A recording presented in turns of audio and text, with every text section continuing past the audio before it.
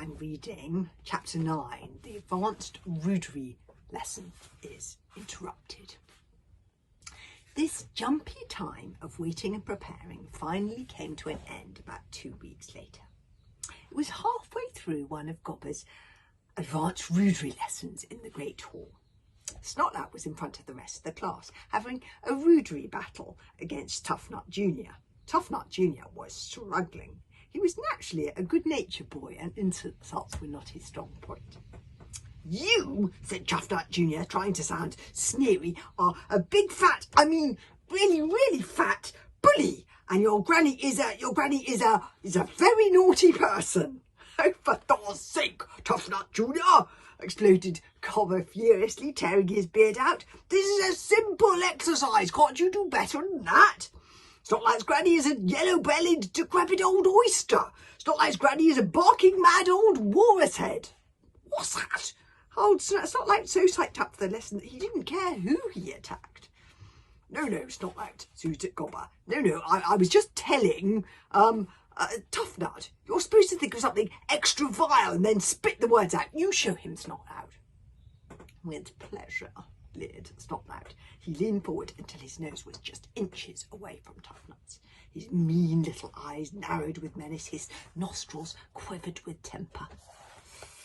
"You," he spat out with savage contempt, "are a cowardly, cowering cuttlefish. Brilliant, Snotlout, brilliant! With the heart of a jellyfish, the brains of plankton, and the sting of a barrel full of mackerel heads." "Oh, bravo!" boomed Gobber. "You go straight to the top of the class. At this rate, Snotlout, you will have no problems whatsoever becoming a pirate, which is more than I can say for the rest of you," etc., etc., etc. Hiccup raised his eyes to the heavens. He went on absent-mindedly drawing pictures in his insults book.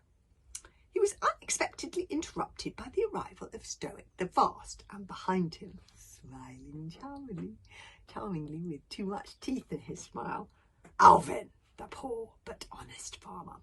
"I apologise for disturbing your lesson, Gobber," beamed Stoic. Not at all," said Gobber, "but I bring good news. We're about to set out on our glorious quest to the Isle of the Scallions." There was a short silence in which Fishlegs turned white as a sheet and made faint moaning noises.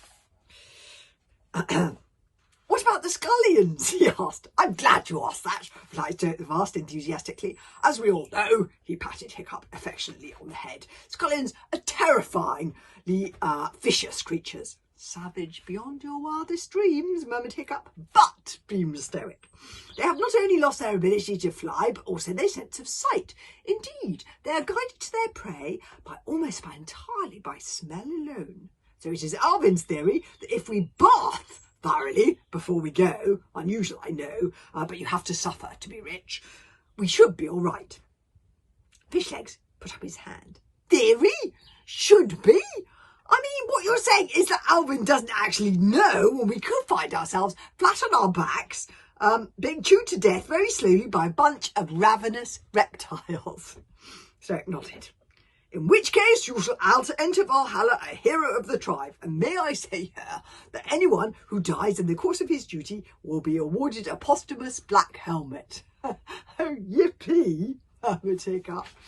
"Yes, I'm not sure." "Death or glory!" yellowed Stoic the Vast, performing the complicated hooligan salute, which consists of making a slitting motion across your own throat while letting out a fart like a clap of thunder. "Death or glory!" shouted Gobber the Belch, and 11 of the trainees shouted fanatically, "Death or glory!" back at him. "Oh, not this again," groaned Hiccup and Fishlegs to themselves. There they are, groaning to themselves. Stoic's and Alvin's plan really was that simple. The hooligans and the dragons had to bath themselves thoroughly. They had to present themselves the next day at the Great Hall, where Alvin would make sure they passed what Alvin called the sniff test. This consisted of Alvin, who was good at this sort of thing, seeing if he could smell them or not, and the expedition would set off. Hiccup nerved himself up to talk to his father, never an easy task. "Father," said Hiccup to Stoic after he had bathed himself and Stoic, very toothless, very thoroughly indeed. Replied Stoic absent-mindedly. He was attempting to dry off his own dragon, newt spread, in front of the fire. Newt's breath was an acne-covered, sludge-green groncle the size of a small lion. He loathed water. It had taken Stoic 40 minutes to catch him and dump him in the tub. Now he made a furious lunge at Stoic, grabbing his left forearm between his massive jaws. Stoic laughed merrily and gave him a shot back on the nose with the scrubbing brush. Now, Newt's breath, chided Stoic. Don't be grumpy. I'm worried, continued Hiccup, that we may be setting out on the wrong quest. Do you really think we should be looking for treasure? I mean, we're quite happy and peaceful enough without all this money. Stoic ruffled Hiccup's hair affectionately. Don't you see, said Stoic excitedly, you're going to be the one to find the treasure. That's what the riddle said, only the true heir can find it. It'll trouble me for some time that Baggy Bum and Snotlout might have their eyes on your throne, Hiccup. When you find the treasure, it will silence them forever. I'm doing this as much for you as for anything else. As for the gold and the glory is quite nice, I suppose, and I do see myself in a pair of fancy earrings, I must admit. But what if I don't find the treasure? Said Hiccup. But Stoic wasn't listening. He had stomped off to get ready. Oh, bother, said Hiccup. And I like this picture. This one is their timetable. Do you see the picture of their timetable with all the things they have to do, like basic burglary and weaponry and frightening foreigners and robbery and basic burglary? Yeah, bad spelling. That's one of my favourite lessons. And next chapter is called The Advanced Rudery Lesson is Interrupted. We'll have to listen to that one tomorrow.